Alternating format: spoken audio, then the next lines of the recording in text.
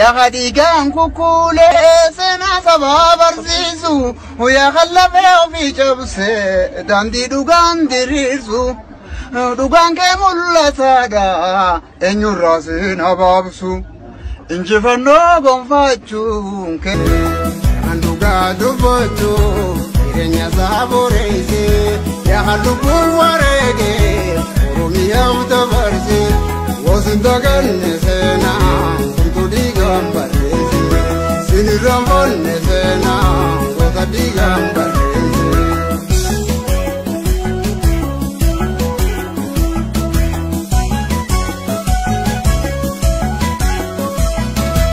Ira tu te gamatu, tu galata gavdo, ahumata gedi baro, futurenge janata. Ira tu te gamatu, tu galata gavdo, ahumata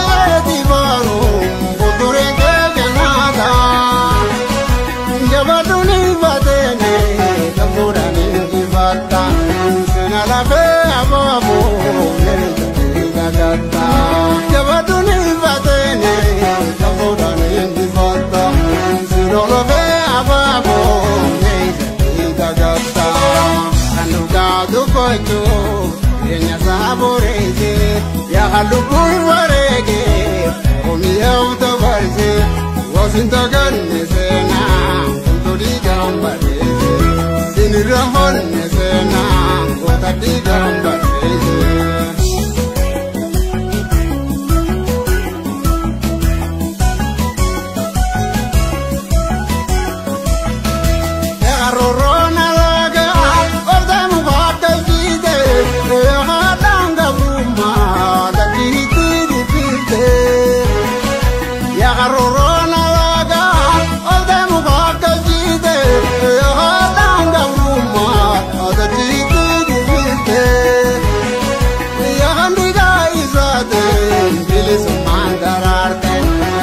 Jajirti turre nabi jantararte ya kandila isate bilis mandararte wala jajirti turre nabi jantararte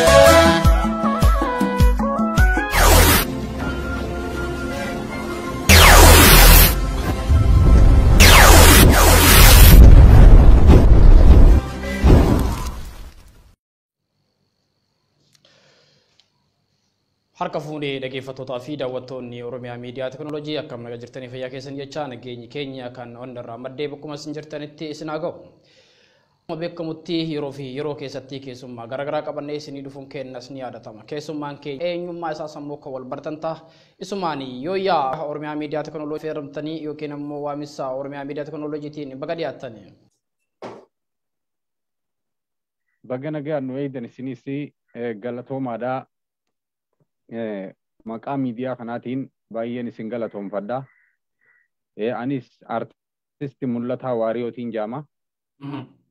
Asumaanuu hawaasaan akka wal barruun barbaada. Mul'atu Waariyoo bara kam keessa weelluu baasee yookiin ammoo karaa aartiitti dabalameellee waan kana hawaasaanis wal barii xiqqishoo irraa nu tuqqii karaa dhimma keenya har'a keessumaanuyyuu baqattoota biyya Sumaalee keessa jiran Hargeysaa fi akkasuma kutaalee Puntlaandii Sumaalee Puntlaandii keessatti miidhamaa jiranii fi akkuma kanaanii Somalilandii fi Somalee Puntlaandii keessattis uummanni keenya hedduu akka miidhamaa jirutu dhagahaa jirra. Kanarraayis waan waliin haasofnu qabna. Mi'aata immoo osoo sanitti hin dabriniin dura artistii Mul'atu kun yoom guyyaa yeroon inni karaa aartiitti dhufee uummanni Oromoo ammoo aartii isaa kana hoo akkamitti dhagahee akkamitti hubachaa jiranillee kana keessa wantoonni karaa kaanitti dabrina. Ayyee galatoomii nagaafachuu keetiif ani barriin karaa gartee karaa wallee kanas seene bara 1996 akkasumaanuu jechaadha galmanaagee hin dandeenye yaaliin nan godhaa ture garuu bara 2005 keessaan sirba tokko gadhiisee kan shaggooyyeedha achiin booda bara 2020 ammaas sirba tokko gadhiisee jecha sirbini nama gadhiisee sirba qabsooti waa'ee gartee Juhaar kanarraa fi waa'ee haaluma bas irra isinii tuttuquudhaan danda'a jechuudha sirba. Okay, be artisti mul'ati keessumaanuyyuu aartii ani 96 eegalee garuu naaf milkoofnee 2005 fi akkuma kanaan 2020 keessa akka Euroopiitti jechuudha. 2009 jechuudha akka Itoophiyaatti. Tarii bara kana keessa milkaa'eetis jira, jechteetis jirta. Mee sirba uummanni keenya si beekuun yookiin karaa uummata keenyaatti as baatee ittiin mul'ate keessaa sagaleen xiqqashoo dhageessistee hawaasni keenyallee edaa namni kun isa akkasiin jedhan kan yaadachiistu yoo qabaatte. Oromiyaa jechuun biyya Oromootaa hayyuu baay'ee qabdaa yaa haadha goototaa rabbii waasifaahee meeyrihee tuulaadhaa. Allaali mukaa biyyeen biyya tiyyaa meeyreen magaree lalisaa. Yaa haadha ziqee meetaa takkallee mee eenyumaatu si gayaa. Akka goote beeytaa barakaa koo kiyyaa. Yartuulee siin baana yaa saamtuu biyyaa. Si wayyaa gadhiisii Oromiyaan tiyyaa. Si wayyaa gadhiisii Finfinneenis tiyyaa. Si wayyaa gadhiisii Adaamaanis tiyyaa. Si wayyaa gadhiisii Dirree Dhawaan tiyyaa. Warri wareegamtan dhugaa faqarratti. Seenaan galmeessitee galmee sabaarratti. Seenaa isin faarsaa dhalootaaf dabarti. Isin daawwitii daa'if laalla keeysatti. Sabboonummaa sabaa mul'iftan dirretti. Isin haa jennatuu kan dhiiraaf dubartii. Warreen lolee falmee woboodhaa fi qeerroo. Qawwee takkaan malee biyyaa baafne roorroo. Okay, Tommy, weellisi mul'ati kun walaloodhaanii kan ati nu dhiyeessite hedduu galatoomii siin jenna. Haa ta'uti mee amma ammoo keessaanuyyuu weellisaan mul'atu kun ammaa kana Oromoon jiraachuu nama beekti malee yookiin quba namatti qabdi malee maalirra akka jiraatan quba waliin qabnu jedhee Faayisaa Furiiti jecha Faayisaa Furiiti artistii Faayisaa Furii Oromoon jiraachuu kenna beekan malee yookiin quba nutti qaban malee maalirra akka jirru quba nuun qabanii jechuudhaan eegale. Keessumaanuyyuu ati hoome eessa jirta? Eessa quba si qaba Oromooni?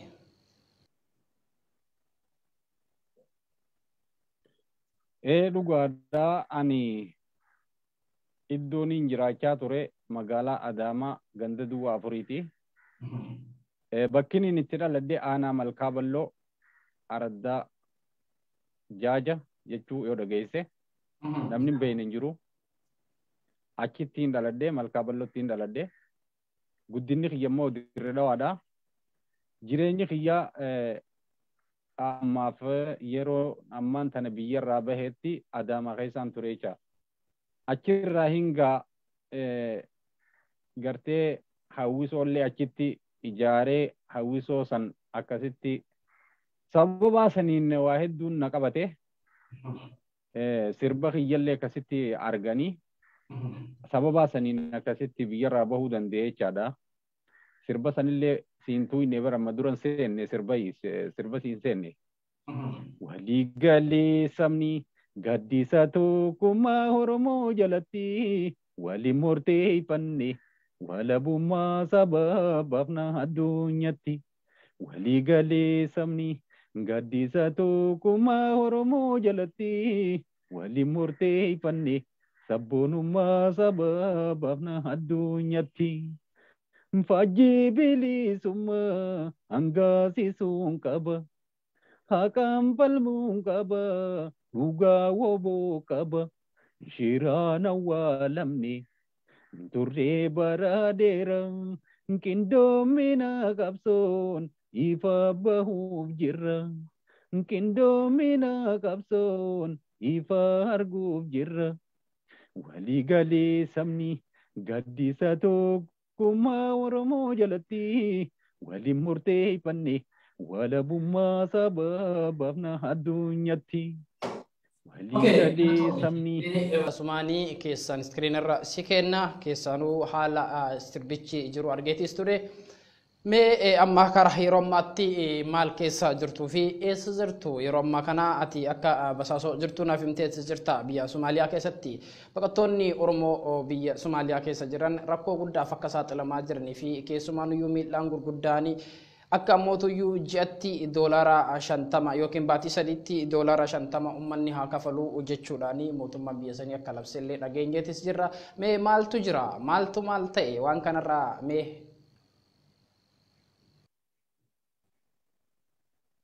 jechuun baqattoonni gartee biyya Soomaalii keessa jiran haala rakkoo hamaa keessa jiranii yuunisiyaarilleen xiyyeeffannaatti gootee waan kana irra dalaguu hin dandeenye hawaasni keenya rakkoo cimtuu keessa jira biyya Soomaalii keessatti maaliif sarbama mirga namummaa kan gartee hanga Buntlaandillee wayyaadhaa Somaalilaandii lafti jaamtu tun lafa Oromoon keessatti dhiphattu lafa Oromoon keessatti kanaafuu maaltu jira Oromoon nama nyaatti jechuu nama nyaatu addunyaarra takka agarree hin beeynu maqaan kun eessaahi nu dhufe maqaan kun eessaa nurra maxxansuu danda'an dur jirtii Oromoon nama nyaatti Oromoon hangafa gaafa Afrikaati Oromoon sabboonummaan beekamti Oromoon wanni isiin beekamtuun nama haammachuudhaan beekamti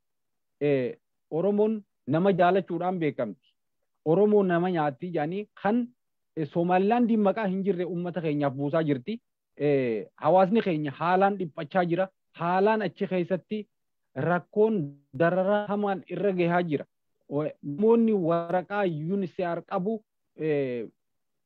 kun hundinuu waraqaa nuti qabna gizee ja'an nuti waraqaan teessan hin daleeyduu haala ja'aniin tokkootu hawaasarraa mul'ata waraqaan teessan hin daleeyduu baatii sadihin $60 kafala waraqaa isinii murraa biyya tana keessa ittiin jiraattan ja'anii hawaasa dararaa baatii jaha gizee geessan $100 kafaltan $100 ummata ifiifuu waan nyaatu hin qabne kan waan dhugu hin qabne kan gartee harkaa fi karaa afaanii dalagatu ummata kanaa jecha ummanni Somaalilaandii keessatti rakkoo cimtuu wanni dalagatan hin jirtu haala kanaani Oromoon achi keessa miidhamaa jirtiin siin jedhe. Mee bu'uurri waan kanaa yookiin ammoo tuyyuu waan kana akkana gochuun duratti osoo yookiin waan kanaan hin eegaliin hin duratti maaltu mudateeti keessaanuyyuu namni hedduun daa'ima tokko badeetis jira baadema sanii jedhanii wanta kana godhanii jiran daa'imni kun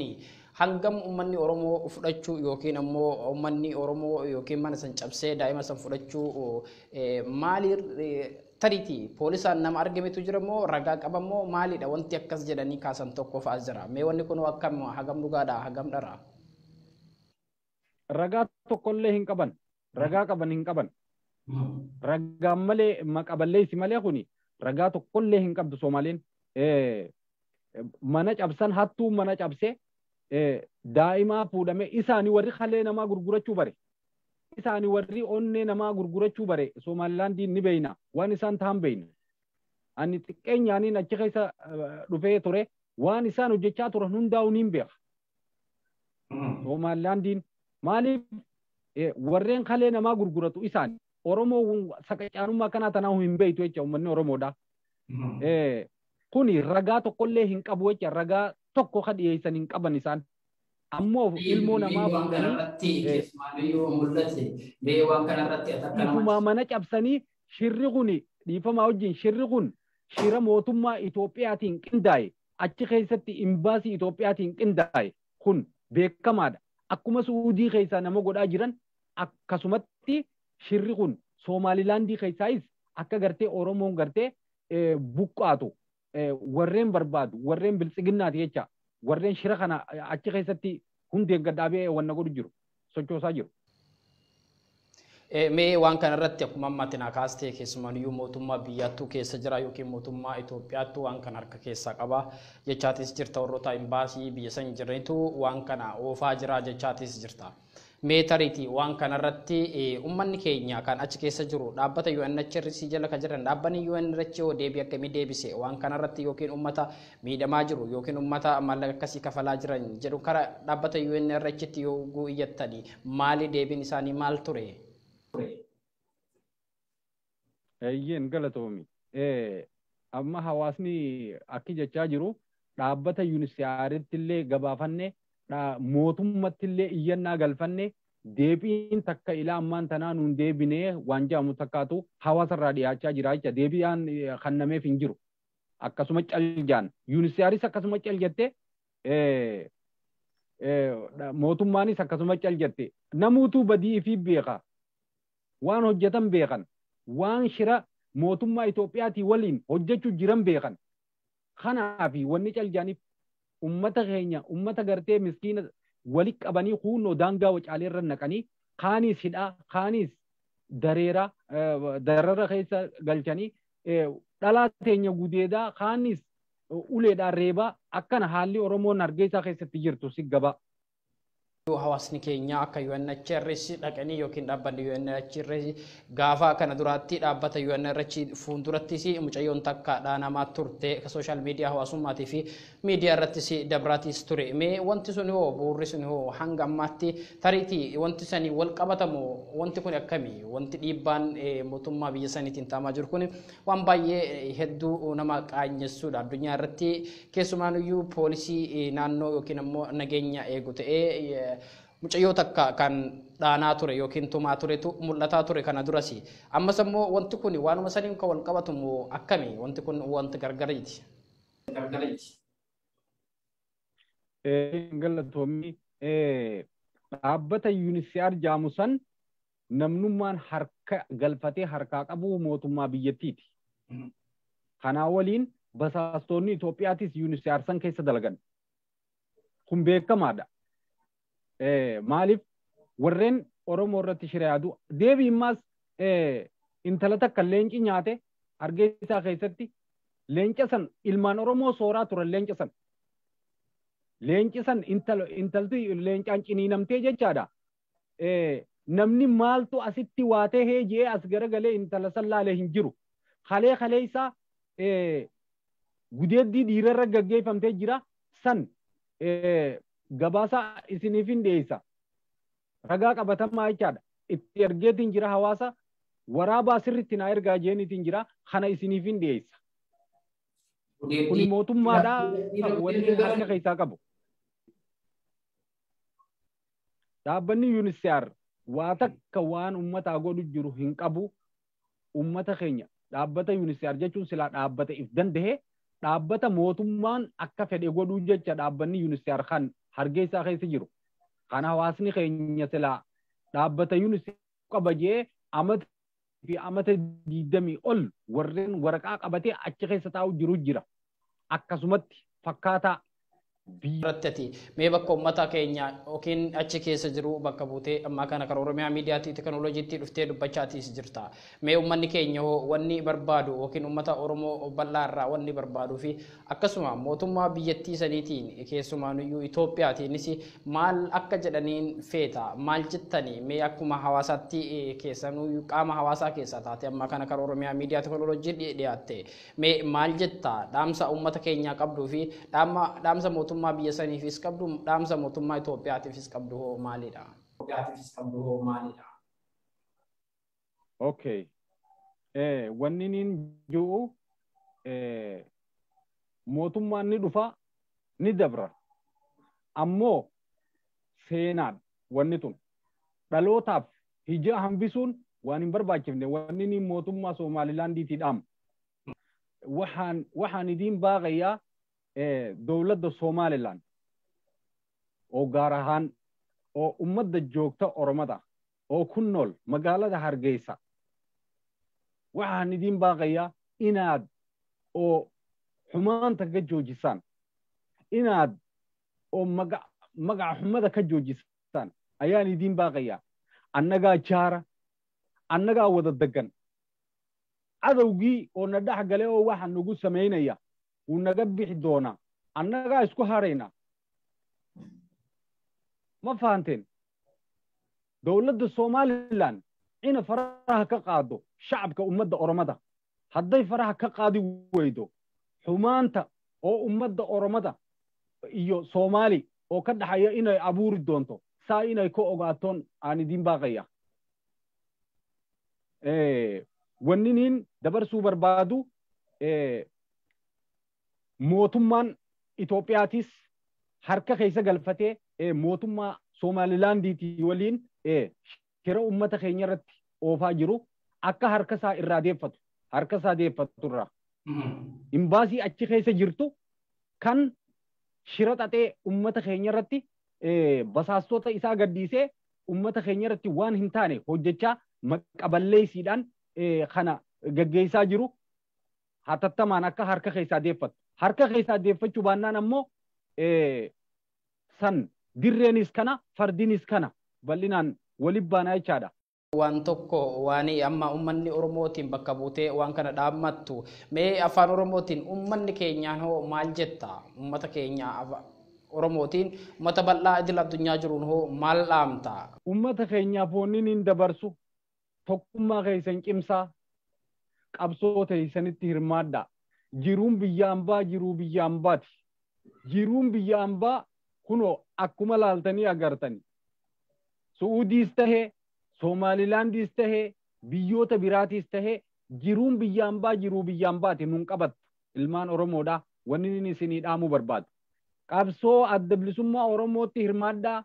Qabsoo teessaniif bakka laadhaa. Tokkummaadhaan gamtaawaadhaa. Karaa qabsoo teessanii deebi'a dhiiraa fi dhalaan jenne. Wannummaan amata dhufaa fi dabraa booyuun fafa. Gaddaa fi gadodoontu wanni nu dhuftuuf nuutu abbaa hin qabne jecha. Arraan tana silaa hin tuffatamnu. Silaanii fi abbaa qabaanne. Silaa mootummaa tokko kan dandee qabaanne hin tuffatamnu. Suudiin silaa waan kana nurratti hin raawwattu. Somaalilaandiin maqaa hamaa kana silaa nuu hin buuftu yartuun tun. Wanni niin ummata keenyaa dhaamu tokkummaadhaan wal jabeessaa qabsoo teessaniif fuulduratti hiriira. Gamtaa nama tokkummaa qabuutu adawwii mo'ata. Adawwii teessan mo'achuudhaaf tokkummaadhaan falmaddaa qabsoo teessaniif hiriira.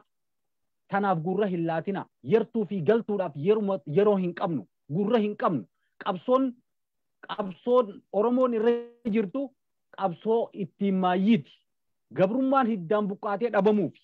Kanaafuu tokkummaadhaan wal gurmeessaa bakka jirtanitti addunyaa tanarra Oromoon jirtu hundinuu tokkummaa wal gurmeessitee Oromoon galaana. Oromoon wal gurmeessitee bakka takkatti galaanni ilkeenta bakka jirtuutu waa daakaa jedhan. Kanaafuu bakka takka deebi'a jaarmee tokko jala deebi'a akkaataa itti gartee bilisummaan dhuftu kanarra fala kaayaan isiniin ja'a ilmaan Oromoodhaa kan hawaasni addunyaa hundarra jirtan dhiiraa dhalaa hin jenne xiqqaa guddaa hin jenne. Kanaafuu abbaan garaa hanga yoomiiti kan nu gabroonfatu abbaan garaa hanga yoomiiti kan nu gurguratu. Kanaafuu hin barbaachisu fuulli keessan karaa qabsoo haa ta'uu hin ja'a walumaa galatti.